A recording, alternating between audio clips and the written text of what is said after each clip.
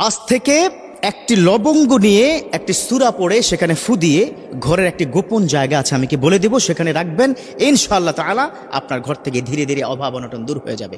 দেখুন, আপনারা কিন্তু অনেকে আমাকে ফোনে বলেন, বিশেষ করে মা বোনেরা, যে কি যে পরিস্থিতি হুজুর, কি বলবো, স্বামীর আগে ইনকাম ছিল, এখন ইনকামটা ধস নেমে গেছে, অনেক কষ্টের মধ্যে দিনাতিপাত করছি, হুজুর ভালো ব্যবসা ছিল, ব্যবসা নষ্ট হয়ে যাচ্ছে, হুজুর ভালো চাকরি ছিল, চাকরিও ধ্বংস হয়ে যাচ্ছে, হুজুর ইনকাম তো আমিও করি, স্বামীও করে, কিন্তু ঘরের মধ্যে বারাকা নেই। এর মৌলিক কারণ হচ্ছে আপনি যে ইসলামের অনেক কিছু মানেন না। ও বোন, আপনি তাওয়াক্কুল আল্লাহর প্রতি করেন না, আপনি টাকার উপর তাওয়াক্কুল করেন। মনে রাখবেন, আমার বিশ্বনবী সাল্লাল্লাহু আলাইহি ওয়াসাল্লাম তিনি কি বলে দিয়েছেন যে আল্লাহর প্রতি শতভাগ তাওয়াক্কুল করবে, আল্লাহ পাক তার মতো করে তাকে দান করবে। এজন্যই তো রব্বুল আলামিন তিনি বলে দিয়েছেন, ওয়া মান ইয়াতাওয়াক্কাল আলাল্লাহ ফাহুয়া হাসবুহু, those people are depend on almighty Allah is good enough for him. এই লবঙ্গ এটা তো একটা উসিলা মাত্র, এই দোয়া এই সূরা তো একটা উসিলা মাত্র, কিন্তু দান করবেন তিনি কে? আল্লাহ। পৃথিবীতে কেউ আপনাকে হেল্প করতে পারবে না, কেউ উপকার করতে পারবে না। আল্লাহু গনিয়্যুম ওয়া আনতুমুল ফুকারা, আল্লাহই একমাত্র যিনি হচ্ছে ধনী, আর আমরা সব ফকিন্নি। কি মাইন্ডে লাগছে নাকি ফকিন্নি কি বলাতে? মাইন্ডে লাগার দরকার নেই, সত্যিকার অর্থে আমরা ফকিন্নি। কেন?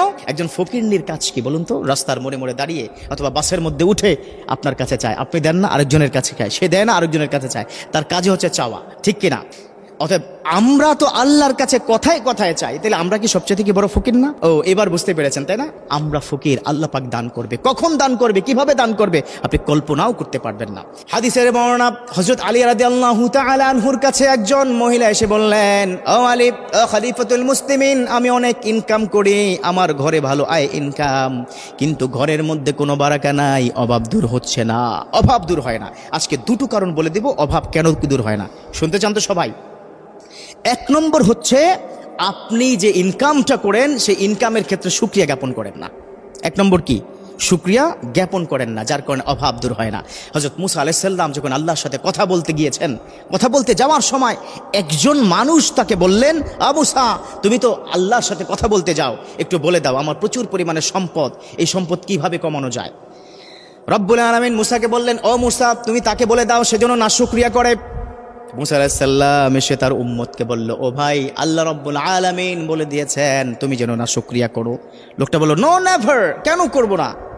আমি না শুকরিয়া করতেই পারবো না, যে আল্লাহ এত সম্পদ দান করেছে, কি করে আল্লাহর সেই সম্পদের না শুকরিয়া করি? এটা তো আমার সম্পদ, এটা তো আল্লাহর সম্পদ। হযরত মুসা পরের বার যখন কথা বলতে গেলেন, বললেন, ও মুসা, কি অবস্থা লোকটার? বলল, ও রব্বুল আলামিন, লোকটা এখন আমাকে নতুন অভিযোগ দেওয়া শুরু করলো। কি অভিযোগ? বলল, আমার সম্পদ আগে যা ছিল সম্পদ আরো বৃদ্ধি পাচ্ছে।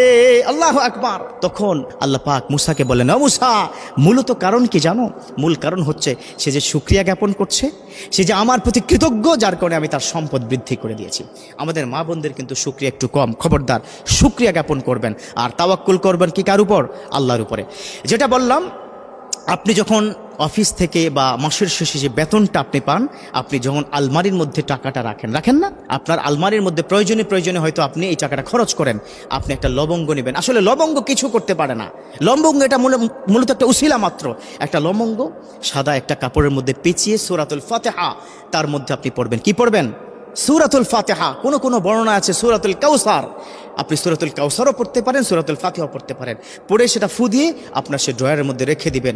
এটার উসিলায় আল্লাহ পাক, এই যে আল্লাহর প্রতি আপনি যে বিশ্বাস রেখেছেন, আস্থা রেখেছেন, তার উসিলায় আল্লাহ পাক আপনার ঘর থেকে দিন দিন অভাব অনটনকে দূর করে দিবে। আল্লাহ পাক আমাদেরকে আমলটা রেগুলারলি করার তৌফিক দান করুক, আমিন।